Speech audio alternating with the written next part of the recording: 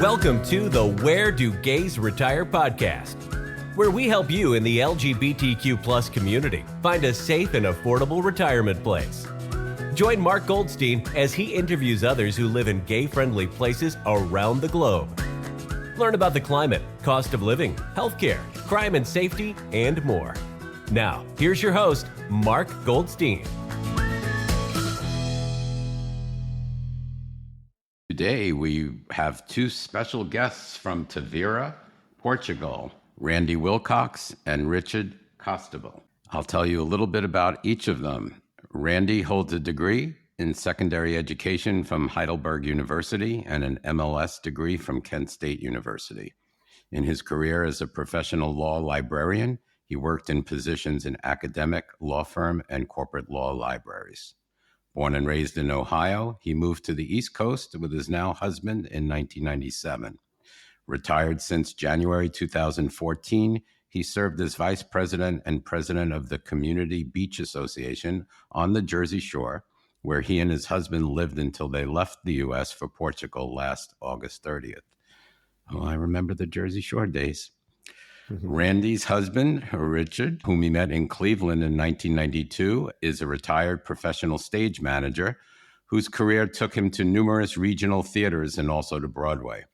The couple shares a love of live theater, cooking, fixing up their new home, travel, and are especially excited to now be living in Europe, where travel is easy and inexpensive. Richard Costabile was born in the Bronx and over the years lived in 4 of the 5 boroughs of New York City. Did you live in Brooklyn? I did. Oh, wow. We'll talk about that too. He graduated from Regis High School in Manhattan, Fordham College in the Bronx, and the Neighborhood Playhouse School of the Theater in Manhattan. His careers have included delivery boy for the New York Post, record salesman for the Spinning Disc, math tutor, math teacher for Up With People High School, computer programmer, systems analyst for IBM in Westchester, New York, freelance actor, freelance stage manager for 38 years. That's pretty impressive. And teaching stage management at SUNY Purchase at Rutgers University. He's most proud of his 17-year association with Hal Holbrook's Mark Twain Tonight. In the course of his career, he worked on plays and musicals on Broadway, touring shows off Broadway in regional theaters all over the country, Lord of the Rings in concert, and many other live events and celebrations. He even ran away with the Big Apple Circus for 2 summers. He has served on the board of directors of Stage Managers Associations, including president for 6 years, and Normandy Court Condominium Association in Normandy Beach, New Jersey, president for 6 years. Currently, he is co-secretary of the newly established Stage Managers Association Foundation, which aims to underwrite education, training, and scholarships that enhance and develop stage management skills for students and professionals working in the business, as well as projects meant to distribute to the understanding of the stage manager's role. Rich retired in September 2017, very shortly after Mr. Holbrook's announced his own retirement at the age of 92. He and his husband, Randy, have been travelers, spending as much time on the road as possible, though Rich's jobs as well as on independent adventures. They did much research, including a 3-month scouting trip before they relocated full-time to the Algarve in Portugal at the end of August 2022. Their good fortune in making new lives later in life than most dare to do is they've been nothing short of miraculous. A new home, a new car, and many new friends, nearly all of whom are expats from various English-speaking countries. But he's determined to break the back of learning the Portuguese language, and he has gotten to the point where his pronunciation is so good that the responses come back at about 360 words a second in Portuguese. Well, that's some bio. So welcome, gentlemen, to the podcast. We're going to talk today about Tavira, Portugal. I'm really interested in learning what Tavira is all about, what the Algarve is all about. And again, welcome. Welcome, guys. Thank you. Thanks, Mark. Glad to be here. Sure. So, guys, tell the audience where you moved from and why you chose to live in Tavira. Which cities did you visit before you decided on Tavira? We had lived in Normandy Beach, New Jersey, on a barrier island off the Central Coast since full time since 2014 when I retired. We had a second home there starting in 1999, and that became our primary residence once I retired from Xerox. We, over the years, had been considering relocating. Rich has Italian ancestry, and we thought perhaps we could move to Italy, but because of his age, his birthday falling within 6 months? 6 months, yeah. Too late. He was not able to apply for citizenship through his grandparents. Right. They changed the law 6 months after Oh I was my God. born. And if it had been before then, I could have used my mother's mother, who was fully Italian, as for a descendancy passport, I guess they call it. So yeah, you could have gotten an EU citizenship through that. Right. And you were only right. 6 months away. Wow, Right. that's Right. Timing. yeah, that's pretty sad. We were very uncomfortable with mostly the political situation in the US, basically since the year 2000. And the gun culture is just getting out of hand. We don't see any way that it's going to improve. So we started looking pretty extensively. Well, we looked at Belize, we looked at New Zealand, we looked at Other European countries. And basically, when we first came to Portugal in the fall of 2019, we visited Porto and took a river cruise across the Douro River to Spain and then back to Porto and down the west coast to Coimbra and Lisboa and Sintra, and then spent 5 nights in the Algarve, driving from west to east, exploring a new town every day practically. I just fell in love with the golden sand, the sun, the friendly people, the beautiful little towns, and we're beach people coming from the Jersey Shore. So we pretty much at that point decided, this is where we could possibly retire. So in the spring of 2022, we packed our bags and spent 3 months just in the Algarve. We started spending a month in Burgao, which is in the west, a small fishing village near Lagos. And then the second month we spent in Santa Lucia, a small fishing village southwest of Tavira. And then the month of May we spent in Mantarota, a small fishing village between Tavira and the Spanish border. And we had easy access to Tavira from the last 2 towns. So we did spend a lot of time in Tavira during those 2 months and got to know the area, met some great folks and who have now become really good friends. And I just felt very comfortable, very safe. The people are friendly and the beaches are beautiful. So we, after 3 months, decided, yes, let's do this. So we went home and started the application process for our visas. So I'm picturing it. I'm trying to picture it as a kind of a Jersey Shore town where you have access to the beach. It's beautiful beaches as opposed to a city. It's not quite the same because around the central part of the Algarve, central, east, and west, there are barrier islands like in New Jersey. However, here the barrier islands are not developed at all. So in order to get to the beaches in this part of the Algarve, you actually have to take either a ferry or you could kayak or canoe. It's a very small river you have to cross. But in Mantarota, which is the more easterly place that we stayed the last month of our stay in the spring, you can just walk from the door of the place we were staying right onto the beach. There's no Barrier Wow. Island in the middle. So it's a certain difference, but the bottom line is the beaches are there and they're easy to get to, and we love it. What made you decide Portugal as opposed to the other countries? Did you look at it like, did you look at cost of living and taxes and what Portugal offered as compared to other countries?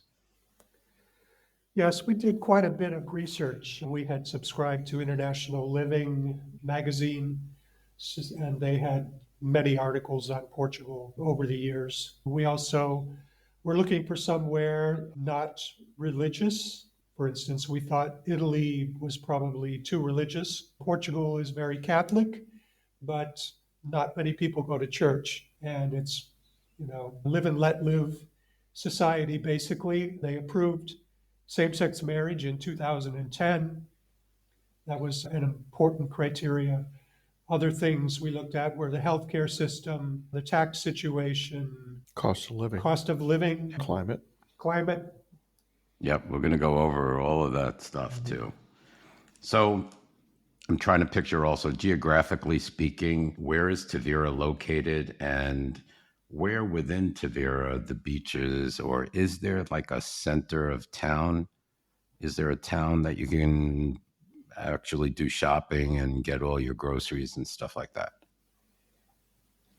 Yes, Vera is located about 40 kilometers from the border with Spain. So it's in the very eastern Algarve. It's less touristy than cities in the western Algarve and central, actually, also. Faro is the closest large city, and it's about 30 kilometers to the west of us. Faro has an international airport, which was another thing we were very interested in having close by. And yes, there is a central downtown area right on the river that runs through central Tavira. There's an old Roman bridge right there in the center of town. The beaches itself are probably another kilometer from the center of town via ferry, but the ferry dock is right there in the center of town. And the fare on the ferries is very inexpensive. It's like €1.50.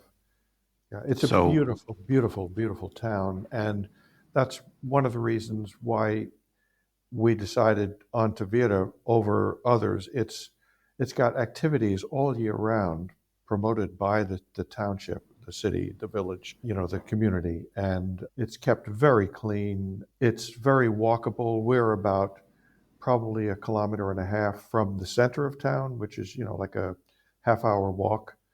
And there's just an amazing abundance of restaurants, shops, very scenic areas to visit, not to mention the beaches. And again, the folks who have become our very best friends are just like 0.5 kilometer down the road. And that helps an awful lot as well. So you said you have to take a ferry to the beach, right? Right. Yes. So how long does that take? 10 minutes, I would think. 10 minutes. So it's shorter than like a Fire Island ferry from Oh, New yes. York Yeah. Oh, yeah. to Fire Island. It's a very narrow waterway. It's part of the Rio Formosa, which is a national park. So, Sounds beautiful. It is. and as far as shopping, there's a shopping mall, again, within walking distance of us, a large grocery store and home stores and shoe stores and Vodafone and Mayo, the Pharmacy, the cable company, all have So pretty shops much there. everything Yeah. at your disposal? Yeah. Okay. And there are 3 other major supermarkets on the outskirts of the downtown area with all of this So- access. Is Tavira walkable? Is it a walkable Oh, town? yes, very walkable. So, There are some hills, but it's not as hilly or steep as Lisbon, for instance. And cobblestone streets, very narrow in places, and parking can sometimes be a challenge in the downtown area, but there's plenty of parking on the outskirts and a 10-minute walk. So Do you need a car? I would say yes, but that's just us because we like to shop in other places. There's a huge mall on the other side of Faro that has an IKEA, and Leroy Merlin, which is the Portuguese equivalent of Home Depot or Lowe's. And we spend a lot of time there, time and money. Yeah. Yeah. Okay. And we find that our friends down the road said that frequently their car just sits there idle for days at a time. And we find the same thing with us. I bet. It's there when we need it, but we really love walking, and Tavira is eminently walkable, no question about it. It's a beautiful place to walk around and very friendly. And I mean, even on New Year's Eve, when there were, quite a collection of people down by the river to watch the fireworks, it just felt very comfortable and very safe and very friendly. And that's what we were starting to miss where we were living. There's a lot of lack of civility and a lot of lack of respect all over. And money speaks in the U.S. And here, I don't think people care, how much you got in your bank account or your investments. If you're a Right. That's decent not person. important. Yeah, exactly. It's like meeting somebody at a party. People here in the U.S. will say, "Oh, what do you do?" And Right. probably people in Europe, they couldn't care less what you do. Correct. Okay. Mostly in our group, it's what did you do? Right. That's a definitely good thing. What did you do? Yeah. You remember those good old days back in the U.S. when everybody was like they are now in Europe. But Right. tell us about the climate. What are the summers like? Is it hot and humid? Does it have monsoon season, rainy season? What are the winters like? Because I know the weather in Portugal can vary from the north to the south, and you're in the Algarve, which is the south. So it's quite different than Porto Yes, or Lisbon. correct. So elaborate on that. In the Algarve, there are 300 days of sunshine a year. Temperatures are very warm compared to the rest of Portugal, and I think a bit drier than the central and northern parts of Portugal. They've been getting a lot of rain lately. Both Porto and Lisbon have had some flooding issues over the past month because of all the rain they've been getting. We got probably a week of heavy rain in early December. That happened to be the week that Rich and I were in London, so we missed all the major downpours. And since we've returned in mid-December, we've had spotty showers, but temperatures in December and January so far have been in the low to mid-60s during the day and 50s at night. At night, I could deal with that. So And that's winter averages. yes, Correct. yes, that's now. And one of the considerations when we did all the research into every place that we were considering, but especially the Algarve, is that the whole Iberian Peninsula for the past few years has had way below average rain over the course of the year, and there was pretty severe drought. The reservoirs were pretty low, and of course that's a major concern. And the rains this winter, this rainy season, December and January, have really helped immensely. But of course, the future depends on the weather patterns doing what they've done historically, which is in the winter replenish, and in the spring, summer, and fall, the water gets used, and then you hope again that the winter comes around and replenishes. Right. Yeah. And you're on the Atlantic, right? Yes, As opposed to the Mediterranean. correct. Yes. Yeah, that was one of the early things we found out. We thought, okay, the Atlantic's on the west coast of Portugal and the Mediterranean's on the south. And I don't forget what prompted it, but we looked at the map and said, oh, no, the Mediterranean doesn't start till it go through the Straits of Gibraltar. Yeah. Yeah. Okay. So, and how hot does it get in the summer? Is summer really hot and humid? It gets warm. It's our friends. We have yet to spend the summer here in Tavira, but friends reported that it was in the 90s several days last August. But it is not as extreme as inland areas. Last May, we met friends in Seville for a long weekend, and in May it was upper 90s in Spain. But here in the Algarve, the ocean breezes kept it very comfortable. So Yeah, Seville is definitely one of the hotter places Yes. in that area. I think it's the hottest, at least in Spain or on the Iberian Peninsula. Okay, so I can deal with over 300 days of sunshine and 60-degree highs in the winter and 50 is the lows. I can definitely deal with that. No snow. No snow. That's one thing I said, even now I'm living in Phoenix, and Right. I don't want to, when I moved away from New York, I was like, I don't want to see snow ever again. Only in pictures on Facebook. That's it. Well, we haven't skied in a few years, so we really like the snow, but we'd like to have a choice to visit it as opposed to have it descend upon us, I guess Exactly. is the Exactly. philosophy now. Yep. So does Tavira have a large expat community? I think on the whole, the Algarve does. And tell us our audience about the expat community amongst Tavira and the Algarve. And was that one of the reasons why you chose that area of Portugal, because also of the expat community? Yes, I think the large expat community was a contributing factor to choosing the Algarve, besides the weather and the beaches. We arrived in Tavira in early October. We hosted a Thanksgiving meal here in our home with 6 other American expats. We attended Christmas dinner at the home of friends with a total of 8 expats. We attended a New Year's Eve celebration with 17 expats. So our community is growing slowly but surely. In our own neighborhood, our next door neighbors on either side of us are Portuguese, but across the street we have a Belgian couple, we have 2 British couples, another Portuguese, French, Tanzanian, what else? That's about it on this block, yeah. Right, and another British couple around the corner, and French behind us. So a very eclectic neighborhood.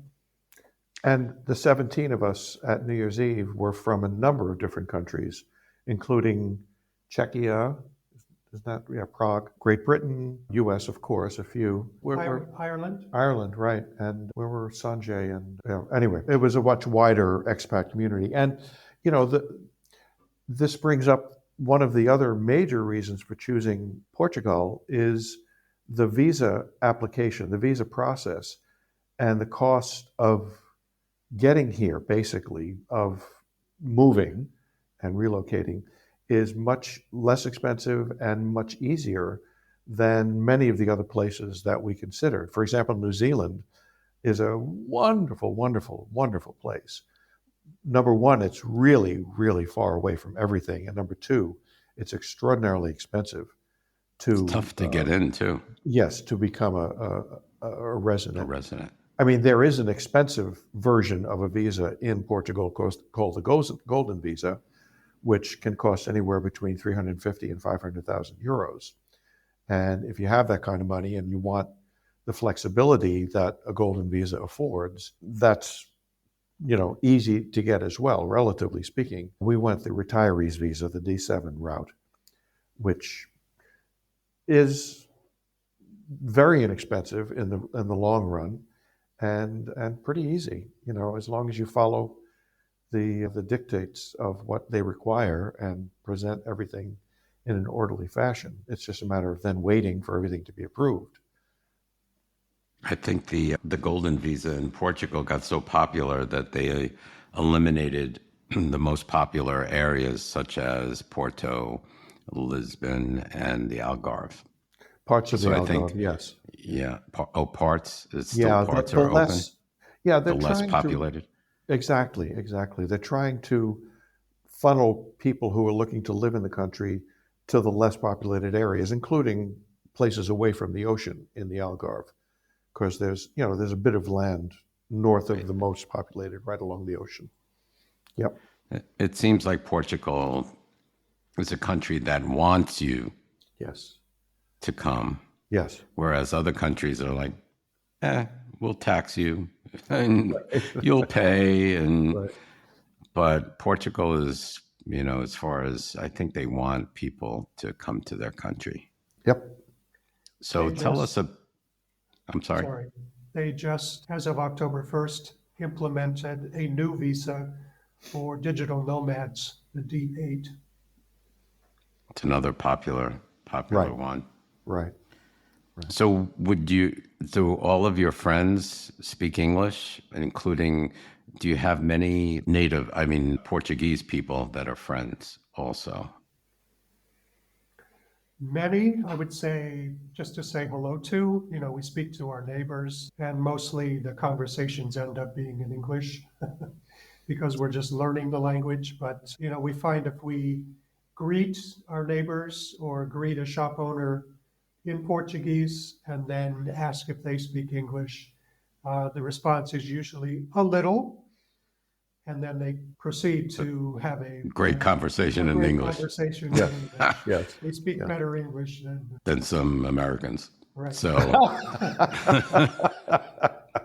yeah.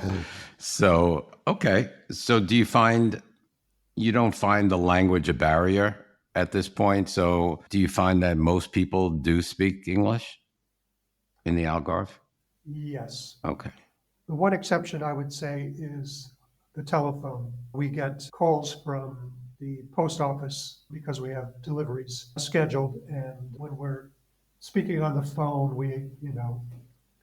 everyone, when we answer, starts speaking in Portuguese, and we have to interrupt and say, "Do you speak English?" And sometimes they do, and sometimes they don't, and say, "A colleague will call you," so they hang up, and later we get a call from someone who does. So Okay. it's- So it I would works. say- Yeah, I would say 80% of the population does speak English in the Algarve. That's pretty good. Just out of curiosity, are you taking any courses, immersive courses? Yes, we have signed up for a language course. It's computer-based and work as you can or will. I like that. Excuse me. Over the course of the past couple of months since we moved into our new home, we've kind of been occupied, I call it sidetracked. sidetracked, Yeah, that's a good word. getting the house in shape. So we're having some work Okay. done, both inside Okay. and out. And so the language is sort of taking a back seat at the moment, but we will get back to it. One of That's the biggest challenges of the language is the pronunciation.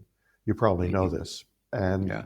the course that we enrolled in has 4 major blocks, and the first entire block is pronunciation. And it's been immensely helpful. So I could go to, for example, DEEPL. DeepL is a translation app, and put in an English word or phrase and know how to pronounce it, which is half the game or more. But as I said in my bio, knowing how to pronounce it then gets you in trouble because they think you do speak Portuguese, and you have to then temper their expectations significantly. And the 2 major phrases that have to be used are falar inglês, which is, do you speak English? And estou a aprender português, which is, I'm just learning Portuguese. So those are very helpful. And the fact that not only can we say it properly, but that we are studying Portuguese really carries a lot of weight with people because they respect the fact that you're not coming here with an imperial attitude and expecting people to speak English. You're really asking for their help and their cooperation, and a communal kind of, let's work this together. And we'll speak in a while, but we're trying. You're more, I think people like to think of themselves as immigrants as opposed to expats. Yeah. And the immigrants, you try to live in a society, you're living in a different country. You try to assimilate to their customs and their language, and you do your best. And I'm sure if they notice that, they're going to appreciate that as well. They do. They really do. Okay, so would you say that Tavira is more laid back than Porto and Lisbon? Well, it's smaller. I mean, it's significantly smaller. Lisbon and Porto are real, honest to goodness cities. And Tavira, and pretty much every place in the Algarve, is a town. And Faro is sort of betwixt and between. It's got the international airport, and a lot of businesses are centered there. But yeah, I would say laid back, comfortable, relaxed, entertaining. Yeah, I don't know.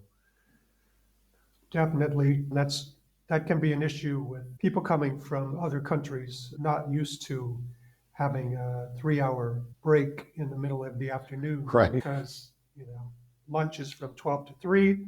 That's a good point.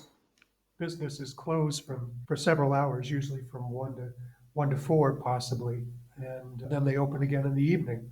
So if you're looking for something in the afternoon at a specialty store, it may be closed. The post office is closed for lunch. So it's a different kind of lifestyle than what we're used to. But you get used to it. And then the other thing is, as far as, for instance, we're having work done on our home, and the workers here are very laid back, so to speak, because it takes probably longer to get a job finished. But the work is, quality, and they do take pride in their work. It just, is not immediate like it would be probably in the States. So. And the cost overall is less, to be sure. I mean, for everything, but certainly for tradesmen and contractors as well. And, the large businesses, for example, the supermarkets and the Leroy Merlin, the Home Depot type store, they're open continuously. They don't close down. They stagger their employees, lunch breaks, so that they can continue to operate all day. And businesses in general that do close for lunch, the hours really vary. You really have to look it up on the internet or, literally check their doors, because frequently it's only an hour and a half within that, perhaps 1 to 4 or 12 to 3 or, whatever area. They won't be closed that whole time necessarily. So they're pretty much on Spain's schedule. I guess. Yeah. With siesta. Yep. Yeah. And the tradesmen, if they come at 9, come 12 or 12:30, see ya, and they'll come back in an hour and a half or 2 hours, and then they'll continue. But they're very rigorous about taking their breaks, and that's a great thing. Oh yeah, I'm for that. Yeah. I'd be for a little siesta in the midday here at my job. Right. I don't think that'll work though with people calling up constantly. Right. But, right. So is living in an LGBTQ community important to you guys? Is there such thing in the Algarve? Is there a concentration of like a gayborhood like there is in the US, or is it just not even needed or not even thought about because of the culture? In this part of the Algarve, I am not aware of any gayborhood. Probably in the bigger cities, Porto and Lisbon, perhaps. To my knowledge, there's no gay bar in Tavira. Not that I know of. No. We have plenty of gay friends. The 8 of us at Christmas dinner, 7 were gay men, and the one woman, female friend who was there, I asked her if there was a gay community in Tavira, and she said, all of Tavira is gay. That's pretty funny. So okay, there you go. So you don't miss the community or the bars? We never were really into the bar scene, so being on the For you, it doesn't matter. Yep, gotcha. Yeah, on the Jersey Shore, we had Asbury Park. Seriously. Yeah. I mean, Asbury Park almost exists because of the gay population who came in and, rejuvenated and brought it back from pretty much of an abyss. Right, yeah. And we developed a whole bunch of friends who we keep in touch with from here. But that was pretty much the extent, other than New York City itself, back home. And here, it's just, everybody's very comfortable. It's just really terrific. So it really doesn't matter. It really doesn't. You don't find any people, discriminating against the LGBTQ community at all? No, we talked about that at, I guess, Christmas dinner. And Ingrid, our friend, who wasn't one of the 7 gay men, and all of the gay men talked about the fact that none of us have ever felt anything untoward on the streets or in personal interactions, no feeling of danger or threat or it's just really human. You know, you can walk at night on a very dark street and not have to look over your shoulder. Although being relatively recent transplants, very recent, there is an instinct to do that. Right. But, you know, time and time again, not seeing any hint of anything untoward. I'm hoping and assuming that that instinct will evaporate. Yeah, that's like me coming from Brooklyn. Yeah. It's like, I look over my shoulder all the time, or just like, you know, who's in back of me? Exactly. But that's very comforting. It's very comforting to know. Tell us about the local economy. What's the economy like? Can you provide examples to the audience, such as housing costs, either rental or purchasing, your electric bills, water bills, gas bills, taxes, stuff like that? The economy in the Algarve is tourist driven. So there are busy times of the year and quiet times of the year. Here in Tavira, the quiet time begins in early October. The busy times are July, August, and September. Other parts of the Algarve are busier during the off season. We visited friends which is 20 kilometers west of us, and on a Saturday evening, the town was packed. Really? The restaurants were packed. So, you know, within a 15-minute drive, totally different scene. The overall cost of living is much less than in the US. We provide a spreadsheet of our budget to our financial advisor when we speak with him probably 3 times a year.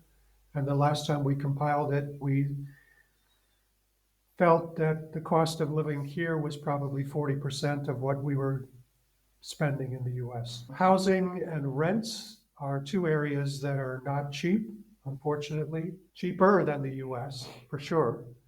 But because of a lack of inventory and because of so many people coming here on visas looking for rental properties, and especially now with the digital nomad visa, those people looking for rental properties also, real estate can be an issue. There are a lot of properties for rent, but most of them are short-term rentals, holiday rentals. Landlords can make more money renting for a month or 6 weeks, 3 months out of the year than they can renting for a 12-month lease. So, did you rent or buy? Both. Story.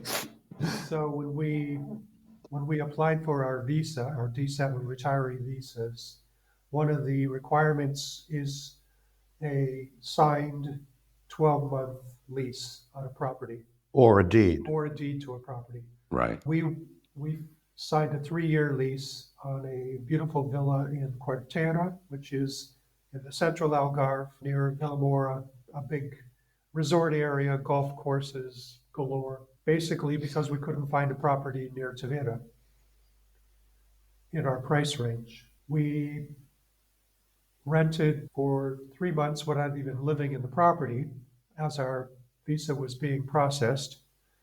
When we arrived on September 1st and moved into the villa in Quartera, within a week, we saw an ad for a property for sale in Tavira. We visited it 3 times over the next 3 or 4 days and made an offer on it.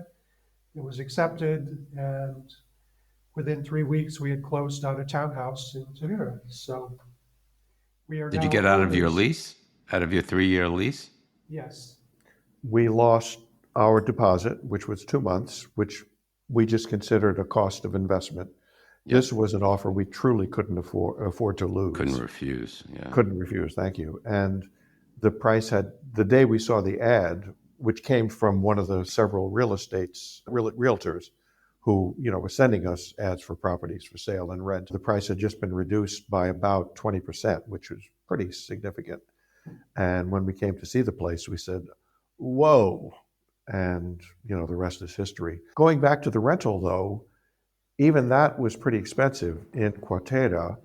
And after we had signed everything, the realtor, who has since become a friend of ours, I said, so if we had done this like a year or 2 ago, she said, yeah, it would have been about half. So prices have think so. really gone up. And, that's not the case everywhere, and it's certainly not the case with every property, but it definitely is on an upward rise. Yeah, between the visas, and it's a lot of hype. I mean, everywhere, every magazine you look at, Portugal number one, Yep. Portugal number one. Yep. And there has to be reasons for that as well, but that has driven prices up substantially. Yep. And yeah, it's even come to the point, I think it's starting to price out the locals as far as in different cities as well, Porto like in and Lisbon. especially. Yeah. There's been some pushback from the locals, especially towards digital nomad visa. What are some of your bills like? Your electric bill, if you have a water bill, or your telephone bills or stuff like that? We have an all electric house. So our electric bill is 100, last month was 154 euros. Sorry. Our water bill is between 25 and 30 euros. Our cable bill is 43 euros. Our cell phone plan for the two of us is 50 euros. Under 50, yeah. Under 50. Yeah. And note that the cable is including internet and a landline. It's the triple play that you typically get in the US for under $50, which is pretty amazing. Everything you just mentioned is almost, if not half, of what I'm paying. Yes. Our homeowner's insurance for the year is about 550. 570 euros. Yeah. And that's because we opted for earthquake coverage. Oh, do they have earthquakes? Yes. Yes. There was a major earthquake in the 1500s, which really did tremendous damage to Lisbon and the Algarve. And there are tremors every so often, but not anything to worry about. It does not feel like California, for example, but it's recommended that you take seismic coverage because we are in a certain risk here, more than New Jersey, to be sure. Yeah, right. Just out of curiosity, the earthquake insurance, how much did that add to your house insurance? Do you know? 15 to 20%. Yeah, I think. Yeah. Because you're still paying, you said you're paying 500 with both. I just got my insurance condo, only 1,700 square feet. I mean, it's decent size. If I pay it in installments, it was 1,100. Right. If I pay it outright, it comes out to like nine and change. Right. So still, for my condo insurance, I'm paying that much more than you guys. Right. And annual taxes, we haven't come across it yet. Actually, we did, I guess, when we closed. And we're expecting about $400 a year. Euros, excuse me. I keep saying dollars. 400. Can I ask how many square meters or square feet? 200 square meters, which is about 2,100 square feet. Wow. Yeah. Yeah. And I'm paying, okay. You said how much in taxes? About 400 a year. Compared to my 2,800 a year. In New Jersey, it's a big difference. Mark, we were paying 8,000. Yeah, I could believe it because I for lived in Connecticut square too. Feet condo. Yeah. And it just We were went paying up, something like 7,000. Yeah. and it just went up 2,000 before we moved. So Unbelievable. Yeah. So our car insurance is 360 for the year. it's also pretty good. Yeah. So I'm kind of learning throughout a few different countries.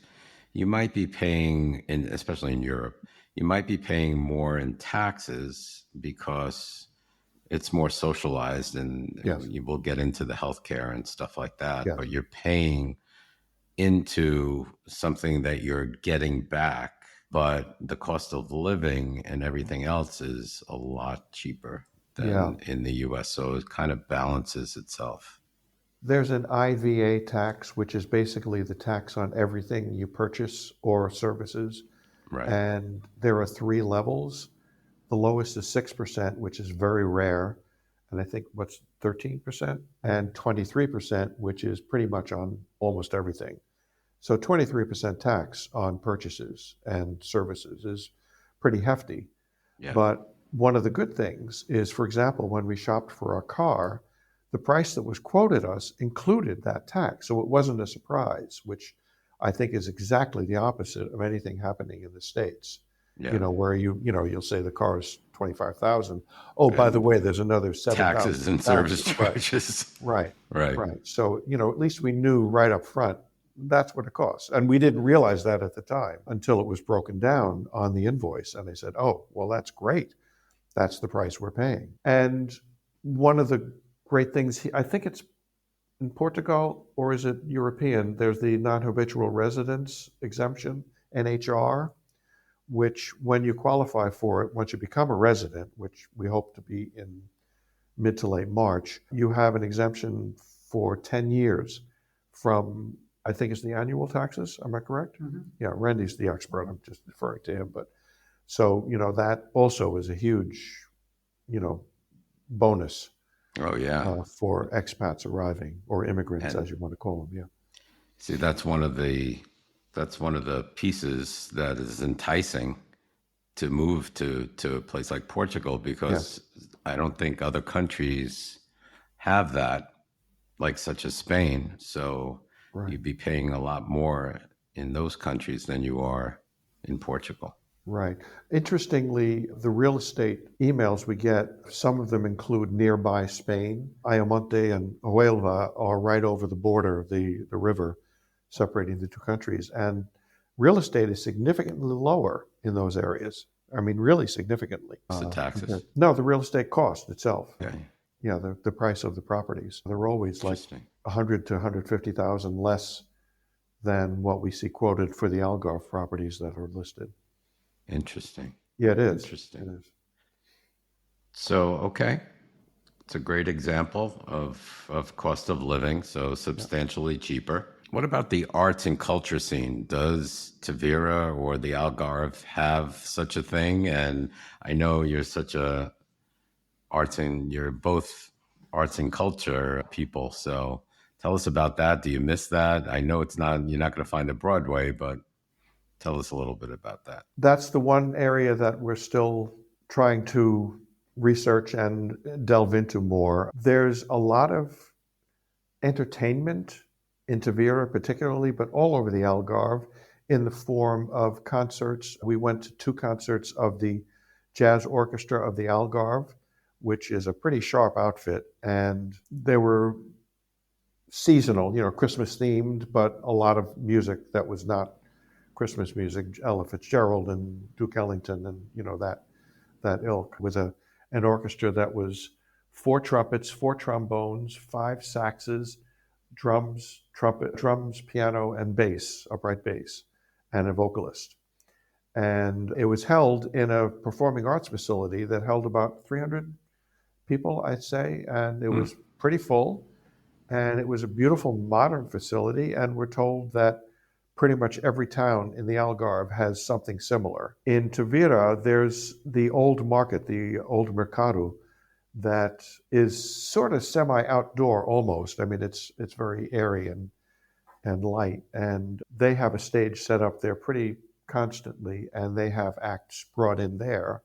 Similarly, soloist singers, small combos. A lot of churches have music. We haven't been to them, either the churches or the music. But what we haven't found yet is live theater. There is some definitely in Lisbon, but that's about 2.5 hours by car and more by public transportation.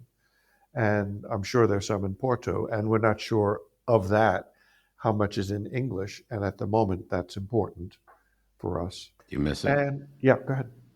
Do you miss it? Not terribly. We have enough streaming on Netflix, Amazon, and the like, that although it certainly isn't the same as live performance, we at least get our, cultural diet. Right. HD. Right. Right. PBS. And we're close enough here that we can be in London in just over 2 hours. And we were. So the 10 days we spent in London in early December, we saw 5 shows while we were there. And we spent 2 days in Cardiff where we saw another show. So, You got your fix. We yes. did. We Right. did. And it's there for the It's- taking. And it's terrifically wonderful quality and a lot of very recognizable titles and some that aren't. And that's the beauty of an arts center, a city that has a vibrant arts community, theater. And airfares Sure. are very inexpensive. When we were looking back in October, a round trip fare from Faro to Gatwick was 38 euros round trip. You can't beat that. No, So, no. on Ryanair or EasyJet. That's great. And then I'm sure, how long does it take to get there? An hour and Two and a half. Or two and a half? Yeah. Okay. Awesome. Very doable.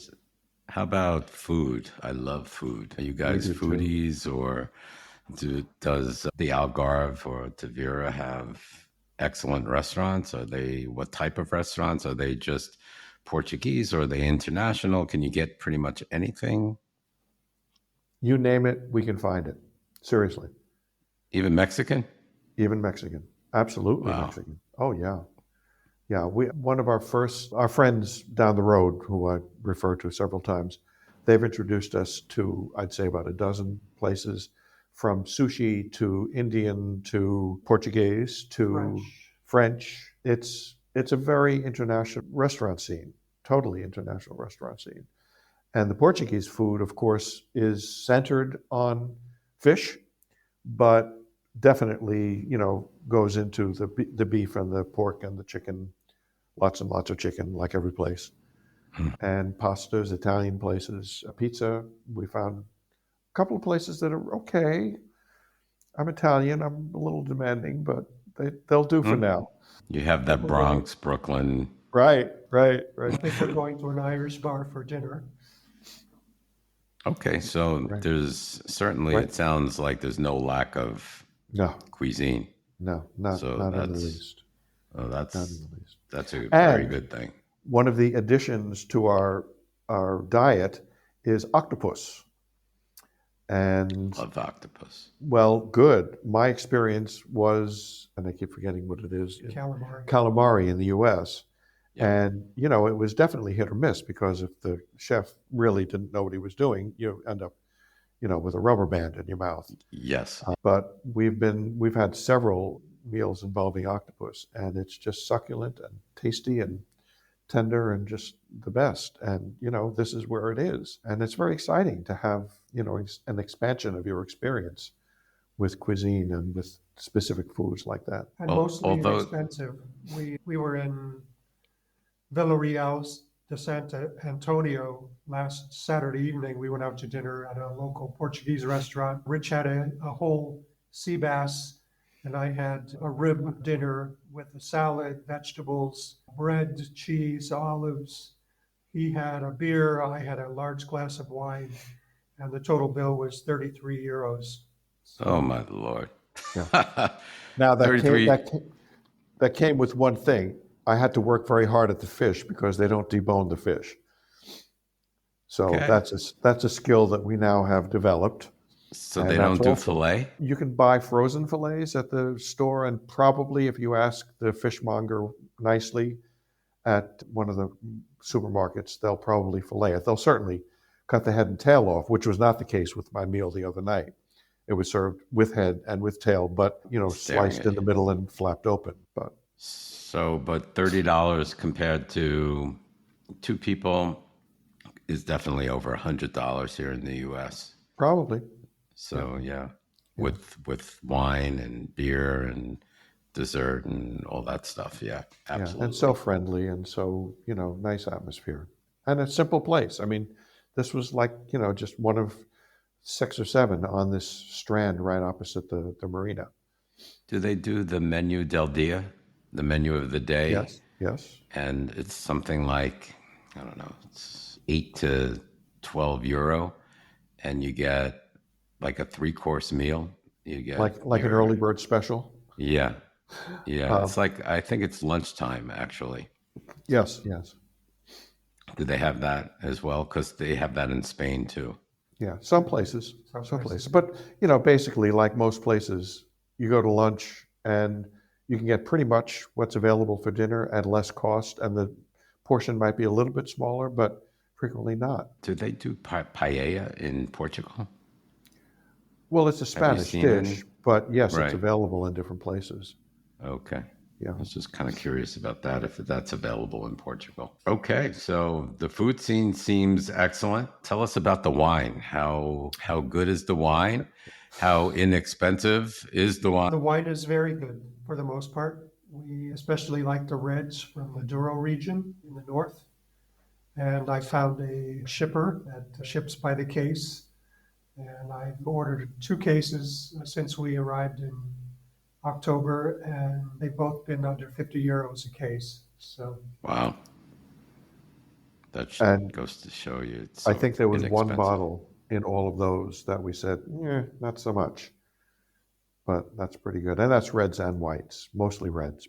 And at the restaurant, a glass of wine is like €3, maybe.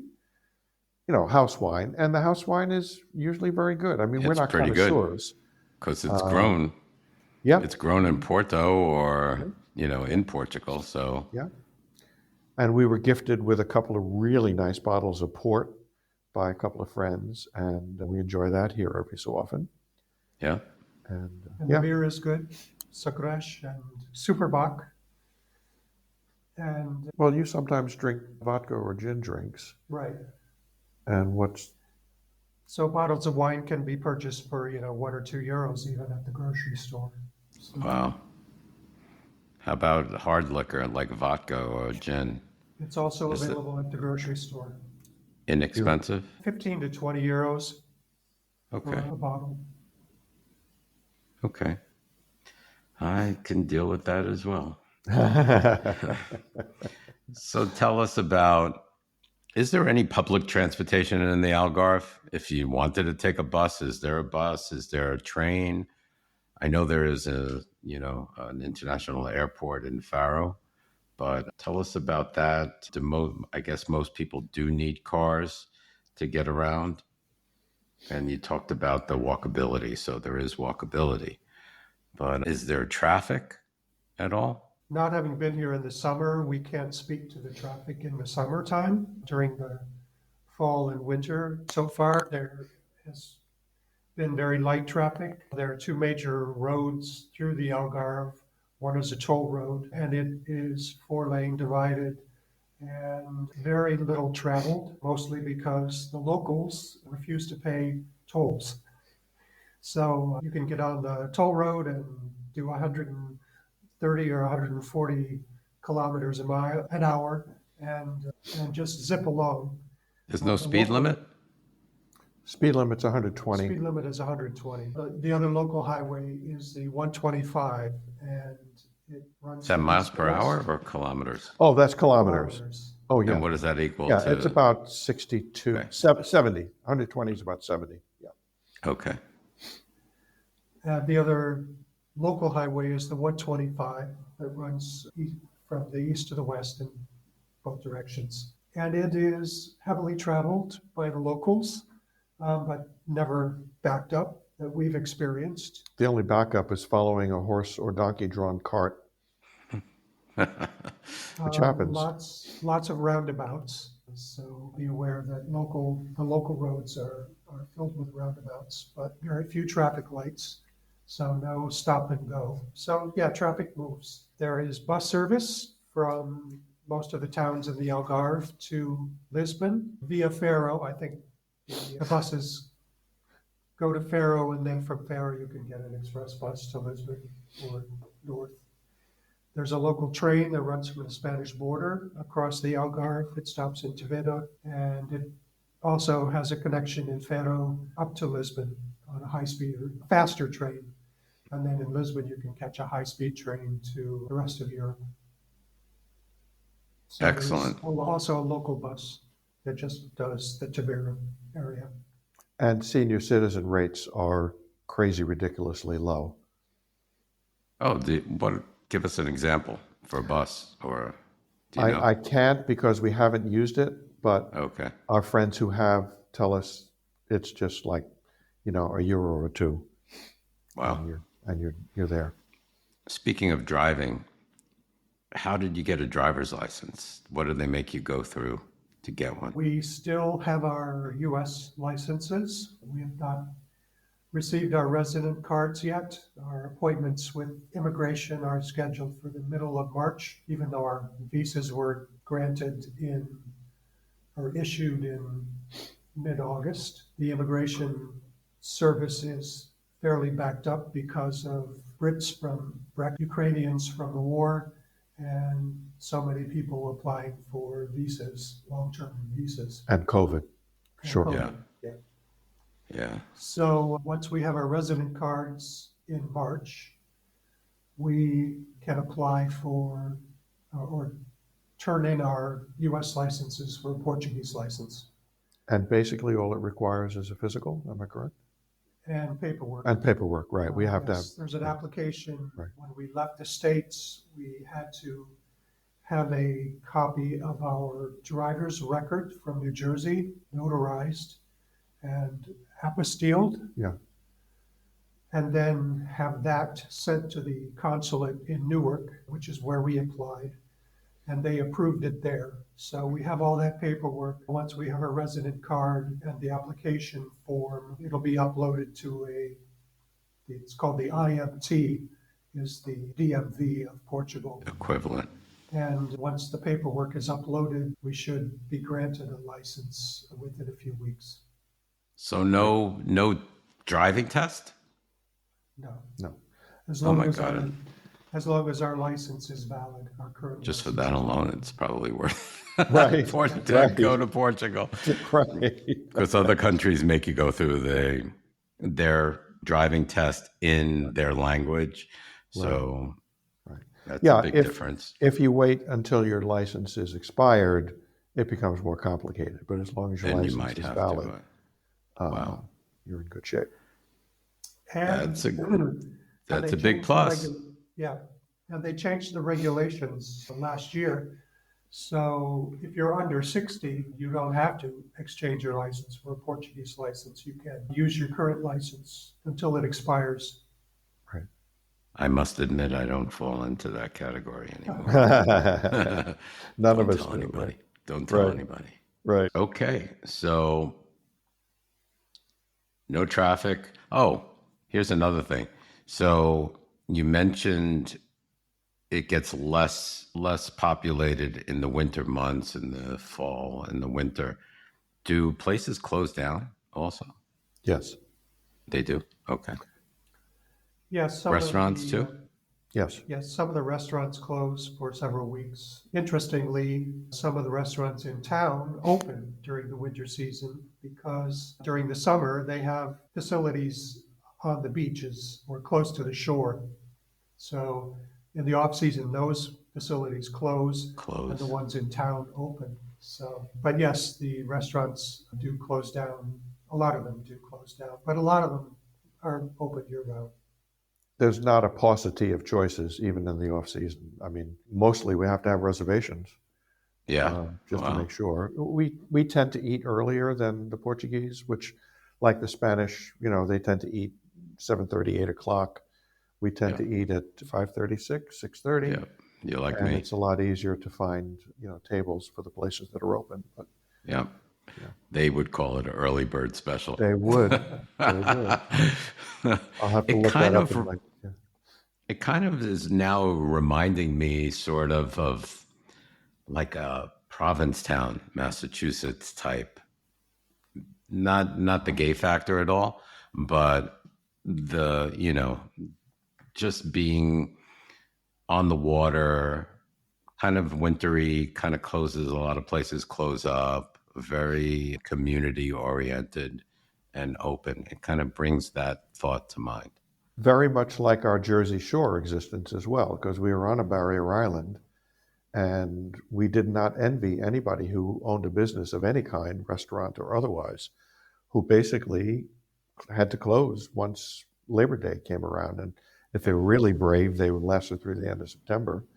And then they have like 8 months before, they'll have any kind of audience to help them survive. And it's much less severe here because, as Randy said, it seems like they only close for a few weeks or maybe even just a couple of months. And, that's to do work to invigorate the facility as well as the people and give them time off. So I don't think it's as drastic as Provincetown or the Jersey Shore, where it's pretty seasonal. Quiet is, I guess, the euphemism. Right. So they take a longer siesta there. Right. There you go. Okay. Yeah. Tell us a little bit about the crime or lack of. Is there any crime, so to speak? Would it be just petty crime? I know that you don't allow guns in Portugal. Only, People I do guess, hunt, but they use them for hunting. For hunting, and not for killing people. Right. But tell us a little bit about the crime in your area. We're not aware of any crime in our area. I mean, we haven't been aware of any crime in our area. We're told that in the Algarve, most of the crime is crime of opportunity. So things left in locked cars or belongings left with it, where someone could easily pick it up or take it. Their keys to the door. Unattended items. Right. We have run into a few homeless. We have run into buskers playing musical instruments and asking for money. But as far as crime, we're not aware of any so far. Yeah. We've talked earlier about feeling incredibly safe, even very, very late at night or very, very early in the morning on dark streets. And we certainly are aware that the cities, the Lisbons and the Portos, one of the big advisories that were shared with us when we were first here in 2019 was really beware of the pickpockets in the large cities. Yes. And undoubtedly there's crime, but it's not headline blaring every day or even every week. And in the Algarve, we read the local papers, and I haven't seen much, if anything. I honestly don't remember seeing any. How refreshing is that? Oh, well, when people ask why we moved here, the short answer is safety and sanity.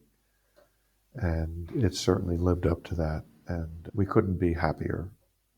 Yeah. One of the major reasons for at least looking elsewhere, is the mass shootings. After Uvalde, Texas, my husband and I spoke and said, this is not going to stop. It's impossible. You can't take guns away from everybody. Right. So it's never going to improve. So the horse is out of the barn and it's breeding like rabbits. And I can't imagine what it would take to reverse it, because there is a lack of civility and a lack of respect and a lack of community in the U.S. in the sense of me first, what I need, what I want.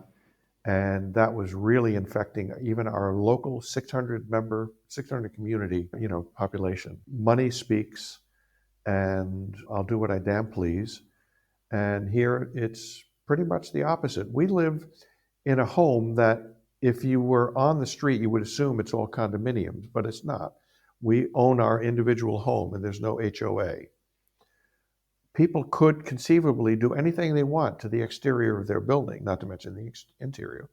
But it's an incredibly harmonious architectural community. Basically, the homes are white outside, with many of them have yellow highlight. The doors are different colors, but there's a respect for, fitting in with perhaps a little bit of individuality, as opposed to making a blaring statement like, I'm special and watch me. Look at me. Exactly. So, those are huge, huge differences in just the mentality, the way of living, the way of sharing, the way of being considerate and and part of a community as opposed to a community of one. Yeah, it's a whole different culture. It is. Speaking of culture, do you have any culture shock? Like, is there something that you really miss in the U.S.? Just as we said, the theater, but again, London is our go-to now, and there are movie theaters.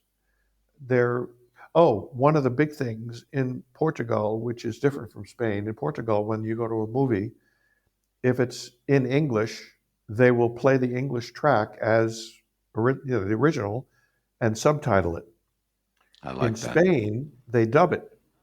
And we've been told that people in Portugal are more literate in English because of that. Because the Spanish, by and large, don't hear the English when they watch TV or go to a movie.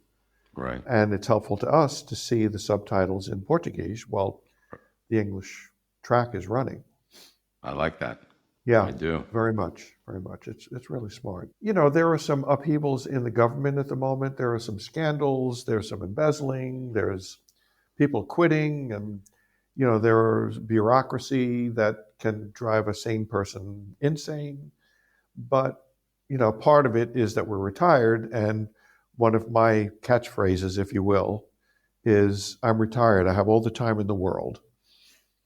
And Yep. So far, we haven't encountered anything that's so urgent that having to call back 5 or 6 or 10 times or wait for an hour or two is an obstacle. We'd certainly rather it weren't that way, but, patience goes a long way, and, it lowers the blood pressure, and, it's good for so many things. Something that we have to look out for. Yes. Over that 60 mark. Yes. So tell us about the healthcare. What's the healthcare like? Tell us about the private insurance and healthcare versus the public system. Are there long waits for the public? And what are you both on? Are you on public, private, or both? There is a public health service. We have both been granted access to the public health service. We have our UTANT numbers, the public health service numbers, but the system is probably overburdened because of COVID and I think a lack of doctors, especially in the Algarve. So there can be long waits. On the other hand, a friend was taken to the emergency room and spent the night in the hospital, had 2 days of tests, and when he was discharged, his bill was nothing. So it is affordable. Private health insurance is one of the requirements of the residency visa. So Rich and I have applied for private health insurance because of our ages. There was only one company that we could get insurance through, and our monthly premium for both of us is 219 euros a month. It's pretty reasonable. And very reasonable. That's the lowest level. There are, higher degrees of coverage that would cost, 150 or more euros a month. But we're blessed with good health overall, and we feel that the balance between paying a higher premium versus what it would cost in a hospital or, any other doctor's office situation makes us feel very comfortable. We have friends who live in Illinois, which is, Randy mentioned, about 15 kilometers, about 30 minutes away. And they chose not to have any private coverage at all. And the wife had a medical situation that she had to have attended to. And what did he say? The whole thing cost 600 euros without any kind of insurance. And it was a lot of tests and several doctors, which would cost many, many thousands of dollars in the U.S. Many. Oh, yeah. And, even without insurance, it was just amazingly affordable and competent care. And of course, like any place, not every doctor is going to be competent. And the insurance allows second opinions, which is always helpful. But yeah, we'll obviously continue to hope and work towards our good health.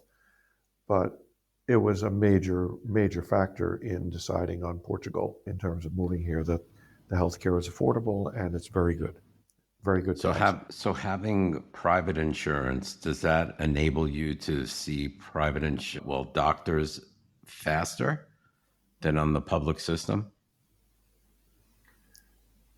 We're led to believe that, yes. And private hospitals, the closest I think is in Faro.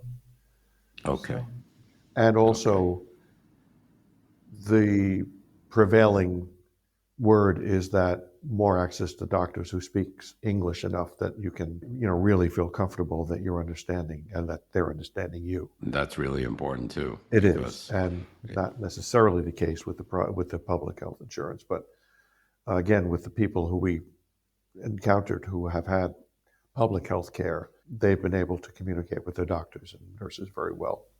So, it's an Excellent. individual. That makes a big difference because, in an emergency, you need to know what's going on. You need to know what they're doing. And if nobody speaks English, that could be a problem. You would need to bring an interpreter with you. Right. Exactly. Okay. So do you wish, besides the theater, because we went over that, do you wish that you had anything else that you don't currently have in Tavira? Really good bagels and really good pizza. Oh, yeah. I'll have to ship some to you. Oh, angel hair pasta. Oh, okay. We really are No partial angel to hair. it. It's probably illogical and doesn't make much sense, but we really feel there's a difference in the experience. Angel hair versus any other grade of spaghetti. Yeah. There is an angel hair on sale at the supermarkets, but it's sort of braided, and it's intended for a totally different preparation than you would consider for pasta in an Italian mode. And we tried to use it with pasta sauce, and it ended up being just mush. You're gonna have to take a trip to Italy. Well, we've extended invitations for people to come stay with us, and we have told those who are serious that there will be a list that you can choose from to bring things over. And angel hair pasta and bagels will be two of them. Rich, there's nothing like a New York bagel. Nothing. We were talking about that with somebody here, one of the British expats, one of our tradesmen, and it's the water. It's the water. That's it's both the water. bagels It's and the pizza. New York water. That's right. That they make. Yep, bagels and pizza. Yep. So yeah, with a little schmear, I can go for that right now. They have the schmears. They do? They have Philadelphia cream cheese with herbs Wow. or salmon or whatever you want. But Oh, they have the schmears without the bagel. well, we have the bagels. They just don't make it. They're the okay. way- I mean, they satisfy an imagination of what it should be. Yeah, I would imagine they're probably the same here in Phoenix. So nothing like New York. but we do have pasta, what is it, the butter, the donata, the pastries. Oh, Oh, pastéis yeah. de nata. Yes, I know what you're talking about. They're addictive. They're It looks incredible. delicious. You can get them everywhere. There, where, like for example, New York City or any large city in the U.S. has coffee shops. Here, it's the pasteleria, Wow. and they are populated every hour of the day. And I don't think they close for lunch. No. I think that is where people go at lunch for their breaks, because they also serve, lighter food as well. And coffee and beer. Yeah, and It looks so good. yeah. I wonder what it tastes like. Looks like It's like a tiny little custard quiche. tart. Or custard Is basically tart, what it is, with a really flaky crust and filled with delicious custard, and sort of like creme brulee, type flame finish on the custard, and yum. It looks yummy and sounds yummy. Yep. So a couple of things to tie up. Do you recommend hiring an attorney or to help with residency and taxes before and purchasing real estate before coming to Portugal or while in Portugal? We did not use an attorney to apply for our visas. We joined a Facebook group called Americans and Friends PT. The admins of that group have done an extraordinary job outlining the processes and requirements for applying for a visa at any consulate in the United States. And other than the application fee and the costs of meeting those requirements, we did not need an attorney. When we purchased our home, we did use an attorney, and that is recommended, Yeah. just to be sure there are no issues with the title, property title. We also had an attorney review the lease that we originally signed because it was the in rental. Portuguese, and we weren't familiar with the language or the legalese in Portugal. But otherwise, Well, we hired Ariana from Portugal Know-How to help us get, one of the requirements is having a Portuguese fiscal number called an NIF. Yeah. And we did that while we were in the States, actually before we went on our scouting trip back in February of last year. And Ariana, I think, am I remembering? I think, was very helpful, and it was just a relatively small fee, and she was able to accomplish getting that for us. And then we were also able to open a bank account in the country here while we were still in the States, which is not the easiest thing to do. You have to find the right person. And through this Americans and Friends PT, we found the right person in Newark, New Jersey. And we were able to get that out of the way very, very handily. As I said, the woman who helped us with our NAFs was what, like 200, 110 110. each? No. Oh, it was total? Okay. So, I mean, that's like a pittance. And Randy, said it all, but you can't